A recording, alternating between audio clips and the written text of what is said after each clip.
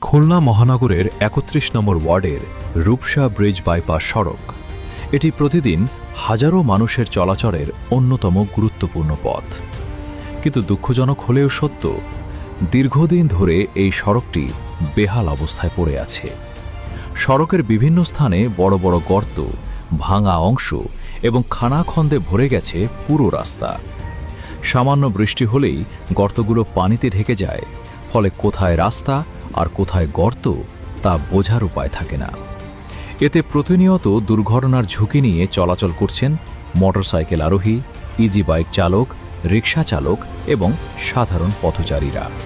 স্থানীয়দের অভিযোগ, বহুবার বিষয়টি সংশ্লিষ্ট কর্তৃপক্ষের নজরে আনা হলেও এখন পর্যন্ত স্থায়ী কোনো সমাধান হয়নি। প্রতিদিন স্কুল কলেজগামী শিক্ষার্থী, চাকরিজীবী এবং ব্যবসায়ীরা চরম দুর্ভোগের শিকার হচ্ছেন। যানবাহনেরও বাড়ছে ক্ষয়ক্ষতি আর সময় নষ্ট হচ্ছে দীর্ঘ যানজটে। এলাকাবাসীর একটাই দাবি, দ্রুত এই সড়কের সংস্কার কাজ শুরু করা হোক। কারণ একটি নিরাপদ ও চলাচলযোগ্য সড়ক শুধু নাগরিক সুবিধাই নয়, এটি মানুষের মৌলিক অধিকারও। সংশ্লিষ্ট কর্তৃপক্ষের প্রতি আমাদের বিনীত আহ্বান, খুলনা মহানগরের ৩১ নম্বর ওয়ার্ডের রূপসা ব্রিজ বাইপাস সড়কের দুরবস্থা দ্রুত নিরসনে প্রয়োজনীয় পদক্ষেপ গ্রহণ করুন। মানুষের দুর্ভোগ কমাতে এখনই কার্যকর উদ্যোগ নেওয়ার সময়।